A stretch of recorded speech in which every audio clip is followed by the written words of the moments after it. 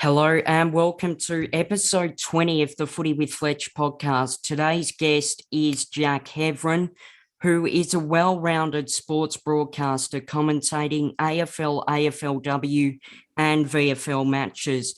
Hello, Jack. Thank you for joining me today. How are you? Fletch, my pleasure. Thanks for having me. Thank you again for joining me. Of course, you have been a well-rounded sports broadcaster. Can you tell us a little bit about what your childhood was like? A lot of sport, as you could probably imagine. My dad was a good local footballer and cricketer. Mum loved sport. My sister, who's a couple of years younger than me, loved sport as well. And that's basically what I remember. If we weren't playing sport, it was basketball, cricket, footy. I think I might have done tennis for a little while and wasn't very good at it. But whatever the sport was, my parents were super supportive and drove myself and my sister wherever. And then when we weren't at sport, we were watching sport at home. So that was kind of my childhood growing up, which was really cool. I know that not every child lives in that sort of environment where sport's on the TV all the time. But when I was growing up, sport was always on in our house. That's the same with me at my house. Did you always want to be an AFL broadcaster or a sports broadcaster? No, I stumbled on it by complete accident. Growing up, I didn't really know what I wanted to do. I kind of got to about 14 or 15 and thought that primary school teaching might be cool, but didn't follow that through as well as I should have at high school, and went overseas at 19, turned 20 over there. And it was only when I got back after nearly a year away living in England that I started to do a bit of local footy on the radio just to help a friend out. Initially, it wasn't with any sort of career goal or anything like that. And I remember it vividly, Fletch, the first game I did. And I remember about 10 minutes in thinking, this is it. This is what I want to do for the rest of my life. So from there, it was a long process, and it's still a very, very long process to get to where I want to get to. It is a fantastic feeling commentating your first match of footy. Now, you mentioned that you commentated the Mornington Peninsula Football League.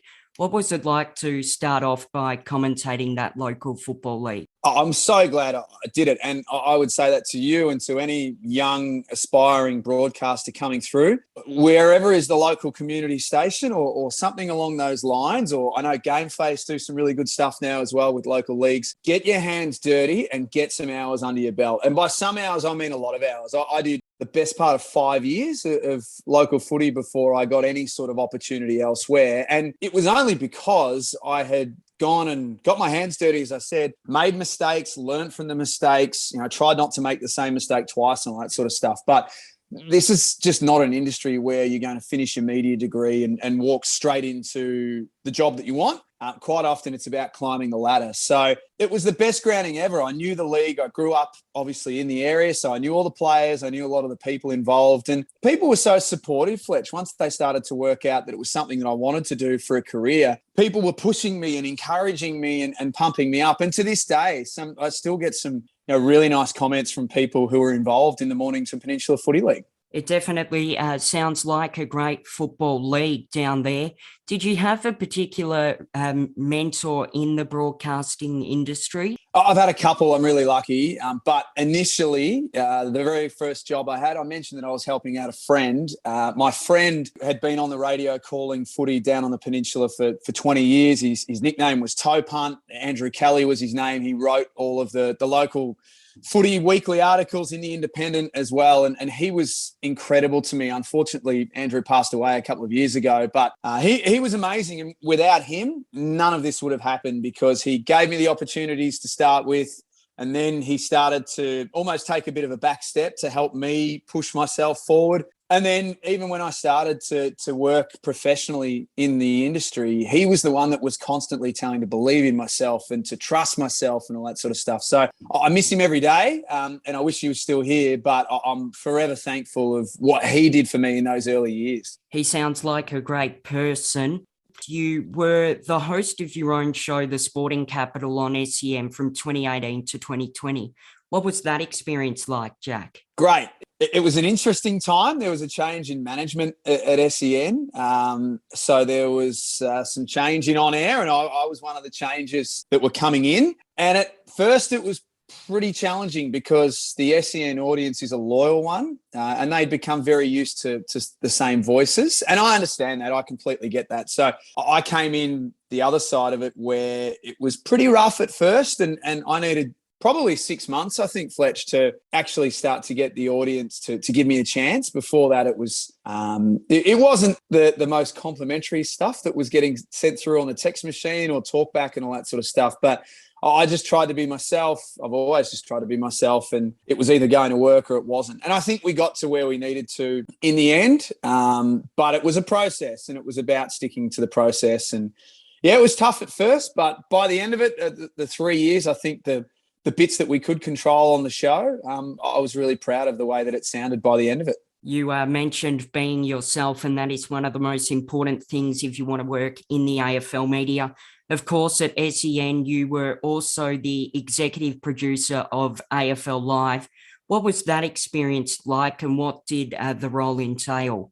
The experience was brilliant because all of that came before I was pretty much doing anything on air. So that's, again, we talk about going through the process and climbing the ladder and all that sort of stuff. That was a really important step in the ladder. The job was everything from booking flights and taxis and doing all of that stuff through to building your pre-game, working with your call team about what they want to talk about in the pre-game, knowing how you wanted your broadcast to sound and everything in between. But it was so good because I got to build relationships with people that I would later go on to call with and work with. But I also was there Friday night, Saturday and Sunday, every single week, watching some of the best callers of the last 50 years, in guys like Rex Hunt and Peter Donegan and Sandy Roberts, just watching them and learning and seeing what they do, how they prepare, how they go through the big moments in games and all that sort of stuff. And I learned more from that period of just sitting and watching than any other time in my broadcasting life. So it was a really, really valuable time. And I'm really glad that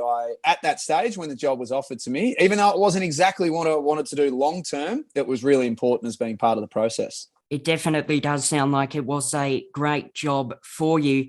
Now, when you first had your break as an AFL commentator, what was your commentary debut like for you, Jack? I remember it really well. It was an Olympic year, so it was round 21, 2012, Richmond and the Western Bulldogs at the MCG. And it only became possible, Fletch, because it was an Olympic year and we had lost a number of our call team to either go to the Olympics or they were working with Seven or Fox or whoever. And on this particular Sunday, we had no other options. All of our availables and even some of our backups were all out of action. And I'd been working really hard in the background to keep doing practice calls and mock calls and having people listen to them and give me feedback and all that sort of stuff. And I was the executive producer of the broadcast at the time, so I was hardly going to put myself in. I made sure that someone else made that decision, and I was really glad that they did, and they felt that I was ready, and got to call my first game of AFL with Rex Hunt. And that's something that I'll remember for the rest of my life. And Cam Mooney was there as well as the expert. And it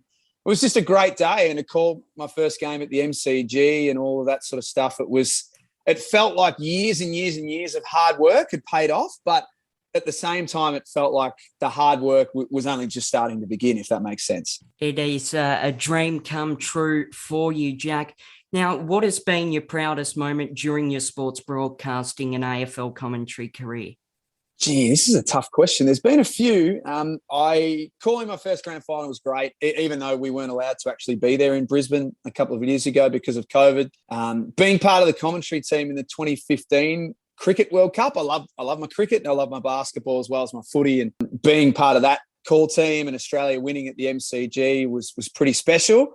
And being in South Africa for when everything happened with Sandpaper Gate a few years ago. I went over there to do the third and fourth test for SEN, thinking that we'd just go over there and call a couple of games and it'd be a bit of fun. And little did I know that one of the biggest sports stories of the last 50 years or maybe ever was going to break out at the same time. So I think from a personal point of view, I was proud that I was able to just go from being just over there to call the cricket to being a journalist, to being an editor, to being all these things, staying up all night and doing news crosses back to Australia and all that sort of stuff. That was one of those situations where you've just got to throw yourself in the deep end and just work really hard. And I'm glad that I did, because it was worth it in the long run. So, yeah, there are a couple of highlights, but we spoke before about the first game of footy. That's still really special. That's something that I'll never, ever forget.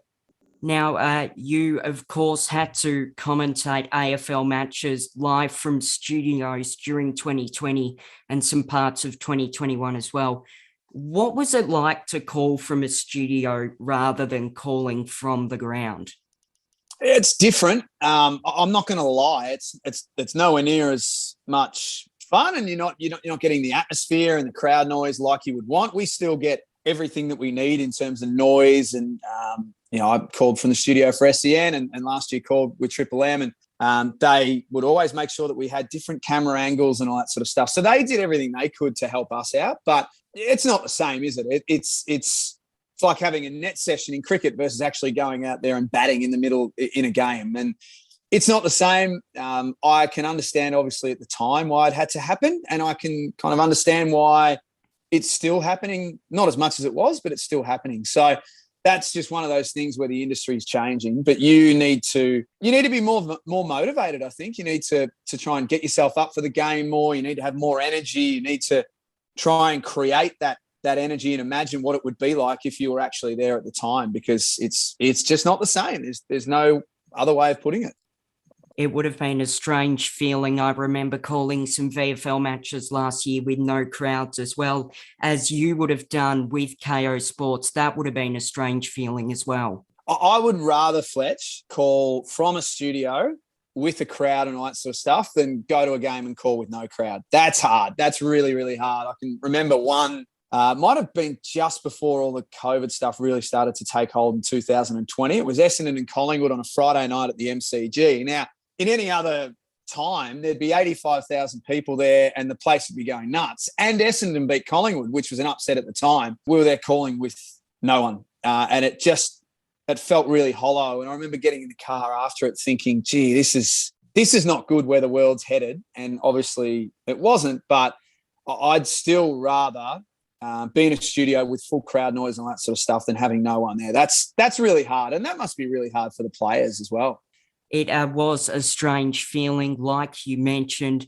Now, what does your research before an AFL match include? How do you prepare for a match? Well, it's a Tuesday that we're chatting today. So I guess from a basketball point of view, if you're asking, I started that this morning for a game on Thursday. In footy season, I try and, as much as I can, try and have the Monday as just a bit of a day to catch my breath a little bit. And then from Tuesday, start to begin the process. You generally know who you've got the following week with your rosters and all that sort of stuff. So start to try and begin with kind of just going back, and I've got a book that I record all this different information in, and start to fill that out, because you can do that once the round's finished, and just chip away at it.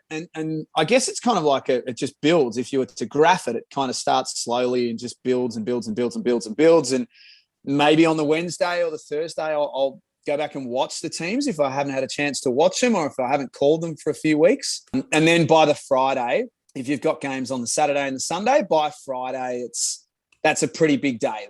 You dedicate a fair chunk of your day to. By then, all the teams are out and the champion data sheets you get and all that sort of stuff, and that's just about getting everything squared off. So everyone's got different ways they go about it. Some people don't like to do much of that stuff at all and like to just get there and call on feel, and that's cool. That's okay. That doesn't suit everyone. But for me, I kind of think with my style, I kind of need to have all of that stuff as well as what's actually happening at the time. So it really begins from a Monday night or a Tuesday morning for the next week. Preparation, like you said, is very important. Now, you have had the opportunity to be an AFL commentator for a few years now. What does 2022 look like for you, Jack?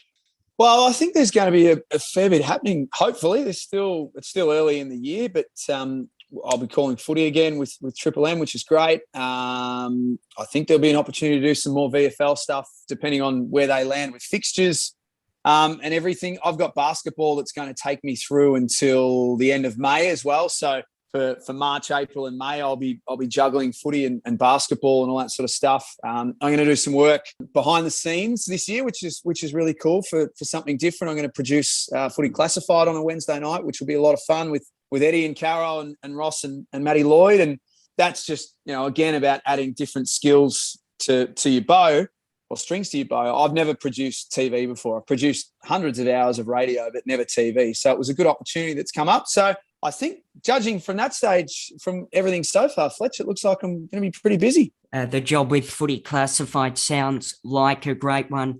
Of course, you commentated the AFLW match between West Coast and Adelaide at the Swinburne Centre earlier this year. What was that like to call your first match on television with Fox Footy? Again, one of those, like we were talking about with my first game of footy on radio, that felt great. That's been something that I've been working towards for years, and it certainly doesn't mean that I'm going to be calling 30 games a year for them or anything like that. It's still very much a process, but to get an opportunity was great, and that they felt that I was worthy of that opportunity was really, really nice, and I'm really grateful for that. And hopefully there's more to come. Hopefully that's the start of some more with Fox, not just with footy, but hopefully some other stuff somewhere down the line too. But it was really great. And again, it's one of those things where you have your short-term goals, your medium-term goals, and long-term goals. The long-term goal for me to begin having a bit of a relationship with a TV network for footy was something that is a long-term goal. So to be able to even just get one opportunity was really cool. It was nice to finish the game, be happy with how it went, get good feedback, and be able to reflect on I guess, in many ways, ticking a box. It was a great match that you called as well. What is the difference for people out there between commentating on radio compared to commentating on TV? Well, with TV, Fletch, you can see everything, can't you? So you don't need to be anywhere near as descriptive. You don't need to. A lot of the time, you don't need to tell us that the footy's at left half forward because we can see that. We don't need you to, in many ways, re-explain that. Whereas on radio, things like that, the small things like where the footy is, left half forward, or is it right back pocket, those sorts of things, they're really important because I was always taught two things with radio. One is you need to imagine that you're calling to someone who's blind, because essentially that's what everyone listening on radio is, aren't they? They can't see the game. They're relying on you to paint the picture and explain the game. And the W's, I thought, was something that was really, really important. Who's got it? Where is it? What's the score? And then over time, you can sort of add how long left in a quarter as well. So you do need to have a lot more information about the game for radio, whereas TV, you don't necessarily need that. There's always a clock in the left-hand corner of the screen, so you don't need to mention often how long's left and those sorts of things. So with TV, I think you can, as a commentator, I like to try and leave more room for the experts to talk because the pictures can tell the story while they're talking. Whereas in radio, you probably don't have as much opportunity to just let the expert talk all the way through a passage of play, because if you're listening at home or in your car, you still need to be able to know what's actually happening at the time. That is a great bit of advice there. So you were also working on the VFL show on SEN. Would have there been a favourite guest from hosting that show? Not a favourite, and only because I think the VFL show and the mantra of that show at the time was to uncover the names that we'd never heard of. So, with the VFL, you've obviously got AFL listed teams, and the natural thing would be to just want to hear from those AFL listed players. But the VFL did a good job with that show and some of their other platforms to make guys and girls from the VFLW as well, who had been playing in that system for a long time and been very good players, did a really good job to make people know their names. So the interviews were different because you're not necessarily just asking about who they played on the weekend and how they went about it and how their season's been and all that sort of stuff. Often you're asking them, Fletch, what they do for a job and all those sorts of things because they're not full-time athletes. So I didn't have a favourite guest, but I did like how they tried to make the show about more than just the AFL listed players and make it more about the entire competition. As a VFL commentator, that is an important thing to focus on because there's more than just the AFL listed players, like you mentioned. Now, you've been commentating AFL for a few years. This might be a bit of a difficult question, but have there been any particular players that you have loved to be able to sit back and commentate their matches? Ooh, that is a good question. I would say, and I don't necessarily support a team or anything like that. When he was at his absolute peak, and I mean, Lance Franklin was the biggest name in the game, and Buddy still might be one of the biggest names in the game. I don't know if he's the biggest. I think Dusty's overtaken him now, but Buddy had this ability. He was a rock star, Fletch, to do things that no one else could do. He would glide along the ground. He would, take a mark 65 out, look up and go, okay, I'm having a shot. Or he would, you think about that famous Cale Hooker on the wing where he ran away from Cale Hooker and kicked that goal years ago and all that sort of stuff. He's an athlete that I can't say I've seen too many like before in footy. To be that size, to be that graceful, to run the way he runs, to kick the ball the way that he kicks the footy. He's special. So he was probably my favourite. Gary Ablett had this ability to make the Gold Coast Suns games interesting when at a time where the Suns were struggling, but you would go and call a game of footy just to be interested to see how Gary Ablett would go against the opposition, because with great respect, the Suns were probably going to lose more games than they were going to win, but you'd go to watch the little genius do his thing. So they were probably two of my favourites. And in the last few years, I'm sure like everyone else, how can you not be just totally mesmerised by Dustin Martin and his ability in big games and in big game situations to own those moments and to help his team win games. I think that's, of all of the marks you can put on professional sportsmen and women, I always value one of the best things that they can do is being how do they perform on the big stage and how do they perform in the big moments. And Dusty's record obviously speaks for itself that in the big moments, he's as good as anyone we've seen in the last 30 years. They are some superstars of the AFL, and it will be great to see those guys in action this year. Well, the footy season starts next month, of course. Do you have any predictions for the upcoming season of who will finish in the top 8, etc.? I think I try to steer away from doing top 8s because they normally come back to bite you at some stage and someone will screenshot it and put it on Twitter and all that sort of stuff. But I think Melbourne and the Western Bulldogs are still going to be the two teams to beat. I think if you look at their lists, they're both in the perfect age. Their best players are in the perfect age as well.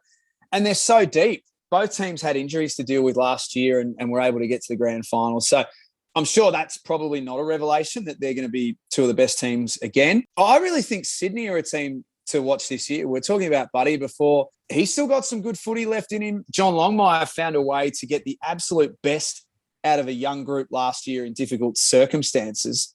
They're only going to be better. They've got a year under their belt. They've got a lot of midfield depth. They've got a lot of really good players coming through. So I think Sydney are ones to watch. I know they played finals this year, but I could see them taking another jump up the ladder as well. So keep your eye on them. They're probably the two for me. The big question mark I've got is Geelong. Geelong will still win a lot of games because they play their footy at home and they're very hard to beat at GMHBA Stadium. But have they just missed that opportunity by a year or two? That's going to be the big question. So they're the ones I just can't quite work out at this stage. It will be interesting to see how the Cats go with that older looking list. Was there a particular team that you supported in the AFL as a child and a particular player or players that you idolised? Yeah, I grew up a Collingwood supporter. My pop is a Collingwood supporter, mad Collingwood supporter, so is my mum. And they won the premiership in 1990. I was 5, so I was kind of at that age where it all started to make sense. And, you see, you remember what it's like. You see a team win a grand final and you think, I'm going to follow them from now on. But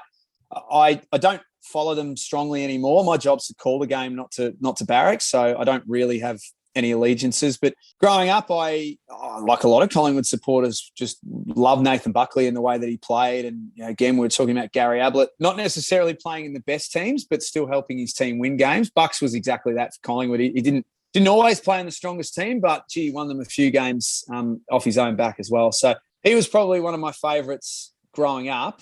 But again, I just always I supported Collingwood, Fletch, but I just love the game. My dad's side of the family were all North Melbourne, and we used to go to a lot of the old Friday night games at the MCG with North. And obviously Wayne Carey was the king and was doing his thing around that time as well. So he was, if it wasn't for a Collingwood player, probably watching Wayne Carey play on a Friday night at the MCG was a really good memory as a kid. Wayne Carey is also another one of those great AFL players.